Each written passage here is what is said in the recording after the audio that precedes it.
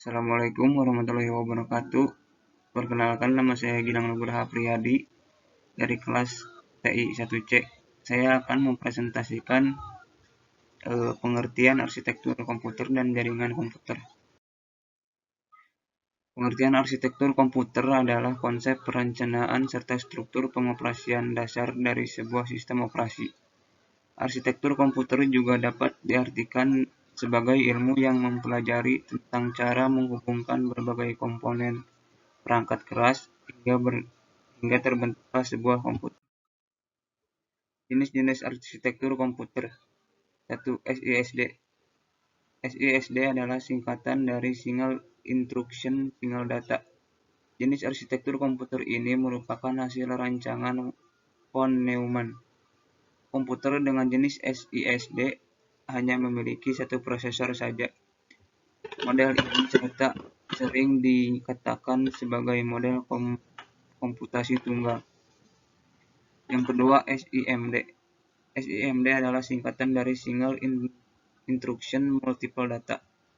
Berbeda dengan SISD, jenis arsitektur komputer ini memiliki sejumlah prosesor dengan instruksi yang sama, tetapi tiap prosesor tersebut mengolah data berbeda. 3. MISD. MISD adalah singkatan dari Multiple Instruction Single Data. Komputer MISD memiliki banyak prosesor dengan instruksi berbeda, tetapi pengolahan datanya sama. MISD merupakan kebalikan dari SIMD.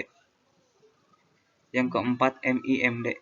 MIMD adalah singkatan dari Multiple Instruction Multiple Data. MIMD memiliki banyak prosesor dengan instruksi serta pengolahan data yang berbeda. Jenis komputer yang memiliki MIMD bisa menjalankan beberapa aplikasi yang membutuhkan kinerja tinggi.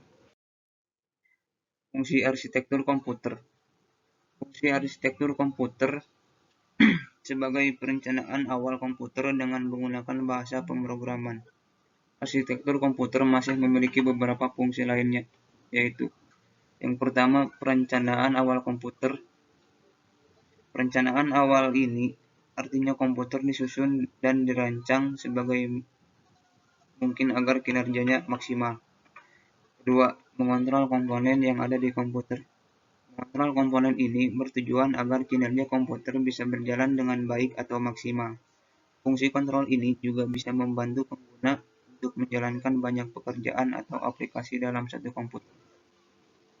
Yang ketiga, menentukan aplikasi atau program yang akan digunakan. Arsitektur komputer dapat membantu programmer dalam menentukan aplikasi atau program apa yang cocok dengan komputer tersebut, sehingga bisa disesuaikan dengan kebutuhan pengguna dan berjalan dengan maksimal. Bagian arsitektur komputer. Yang pertama, ALU, atau yang bisa disebut Arithmetic Logic Unit. ALU merupakan bagian dari mikroproses. Fungsinya untuk melakukan hitungan aritmetika serta logika. Contoh operasi aritmetika adalah penjumlahan serta pengurangan. Sedangkan contoh operasi logika ialah logika AND dan OR. 2. Kontrol unit. Kontrol unit adalah bagian dari komputer yang berfungsi untuk mengatur serta mengendalikan seluruh peralatan komputer. Contoh unit juga mengatur pengolahan data dalam komputer. Yang ketiga, memori. Memori merupakan media penyimpanan pada komputer. Tiap program dan data dalam komputer akan disimpan dalam memori. Yang keempat, input dan output. Input dan output sering juga disebut I atau O, merupakan sistem pemrosesan informasi dan komputer. Input merupakan data yang diterima sistem, sedangkan output merupakan data yang dikirimkan sistem. Jaringan komputer. Pengertian dari jaringan komputer adalah dua atau lebih perangkat komputer yang saling terhubung atau terkoneksi antara satu dengan yang lain dan digunakan untuk berbagi sumber data. Jenis-jenis jaringan komputer. Yang pertama, PAN atau Personal Area Network. Jenis jaringan ini mencakup wilayah yang lebih kecil, misalnya pada kantor dan rumah. Biasanya digunakan hanya untuk keperluan internet serta printer. dan tidak memerlukan resource yang besar untuk menggunakan jaringan PAN. Yang kedua, LAN atau Local Area Network. Jaringan LAN berfungsi untuk menghubungkan perangkat jaringan dalam kondisi jangkauan yang relatif kecil. Contoh penerapan jaringan LAN yaitu sistem jaringan pada sekolah, kantor, maupun rumah. Yang ketiga ada CAN, Campus Area Network. Jaringan CAN dapat dibilang memiliki kesamaan dengan MAN, namun lebih terbatas dalam ruang lingkup kampus atau akademis. Untuk jaringan ini lebih banyak digunakan untuk keperluan praktek lab, email, pembaruan kelas, dan sebagainya. MAN atau bisa disebut Metropolitan Area Network. MAN adalah jaringan yang menghubungkan antara satu perangkat komputer dengan perangkat yang lain dalam ruang lingkup kota pada jaringan yang sama. Jaringan ini lebih besar dari jaringan LAN. Terus ada WAN, Wide Area Network. WAN merupakan komponen dari LAN yang tersebar secara geografis. Jaringan WAN cenderung untuk menggunakan teknologi seperti ATM, X25, serta frame relay untuk konektivitas jarak yang lebih jauh lagi. Kemudian ada internet. Internet adalah jaringan komputer terbesar yang pernah diciptakan oleh manusia. Ruang lingkup dari internet mencakup hampir seluruh penjuru dunia.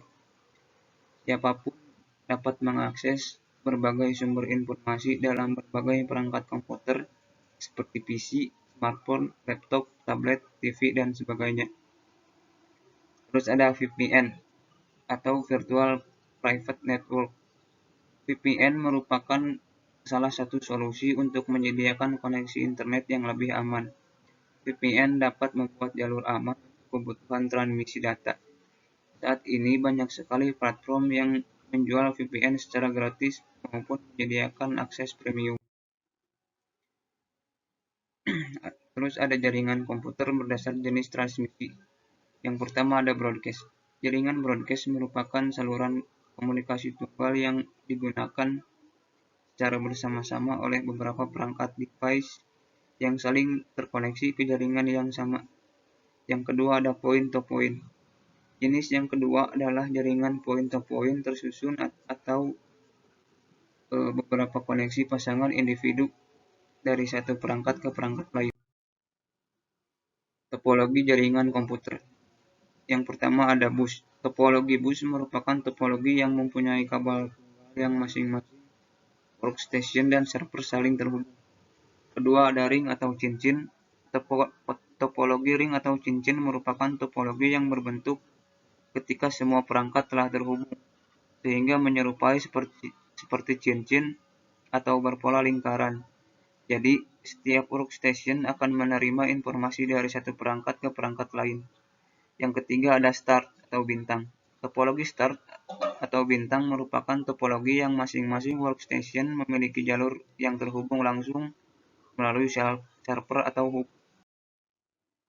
Yang keempat ada tree atau pohon. Topologi tree merupakan gabungan dari topologi star dan bus. Topologi jaringan ini menyerupai bentuk akar pohon yang dapat dibilang hanya perangkat hub saja yang terhubung langsung menuju bus pohon, dan setiap hub berfungsi sebagai akar dari pohon. Yang ketiga ada mesh. Topologi mesh sering dipakai ketika terdapat suatu kondisi di mana tidak adanya komunikasi yang terputus secara absolut antara node dalam sebuah jaringan komputer. Antara perangkat akan terhubung secara langsung selama masih dalam jaringan yang sama. Macam-macam perangkat jaringan komputer. 1. Server. Server berfungsi sebagai tempat atau media untuk menyimpan informasi serta mengelola jaringan komputer. Server memiliki spesifikasi yang lebih tinggi dari klien. Karena tujuan dari dibuatnya server memang untuk melayani komputer klien. Yang kedua ada NIC atau Network Interface Card. NIC dapat juga disebut dengan LAN Card Expansion Board yang digunakan supaya komputer dapat terhubung dengan jaringan. Yang ketiga, kabel jaringan. Kabel merupakan media untuk menghubungkan satu perangkat dengan perangkat yang lain. Terdapat beberapa jenis kabel untuk pembuatan saluran jaringan. Di antaranya adalah kabel coaxial, fiber optik, dan twisted pair. Keempat, hub dan switch. Switch merupakan jaringan komputer yang berfungsi untuk menghubungkan beberapa komputer. Secara fisik, bentuk dari switch sama dengan hub. Namun jika dilihat dari sisi logika, switch sama dengan bridge. Kelima, ada router. Router adalah perangkat jaringan komputer yang berfungsi untuk menghubungkan jaringan LAN ke dalam suatu jaringan LAN, serta mengelola lalu lintas dari data di dalamnya. Router adalah menentukan jalur terbaik, karena memiliki kabel routing untuk melakukan pencatatan terhadap semua alamat jaringan. Yang keenam, braid. Braid adalah sebuah piranti yang digunakan untuk meneruskan lalu lintas antara segmen jaringan berdasarkan informasi pada sebuah data link. Braid juga dapat memiliki fungsi untuk membagi jaringan yang besar menjadi beberapa jaringan yang kecil. 7. Ada modem. Modem merupakan perangkat yang digunakan untuk menghubungkan antara perangkat komputer dengan penyedia layanan internet atau juga dengan Internet Service Provider atau ISP. Kedelapan, repeater. Repeater adalah suatu perangkat yang berfungsi untuk memperkuat dan meregenerasi jaringan dan sinyal yang masuk. Repeater berusaha untuk mempertahankan integritas dari sinyal jaringan. Kelemahan dari repeater sendiri adalah tidak dapat melakukan filter trafik dalam jaringan. Yang kesembilan, ada wireless card. Wireless card merupakan perangkat yang wajib digunakan apabila Anda ingin terhubung dalam jaringan nirkabel. Rata-rata komputer jenis terbaru sudah menggunakan perangkat yang mendukung wireless card. Manfaat jaringan komputer: untuk berbagi dokumen, untuk menjaga dan manajemen keamanan data, memudahkan dan berkomunikasi, menyampaikan informasi secara cepat, dan membantu aktivitas manusia.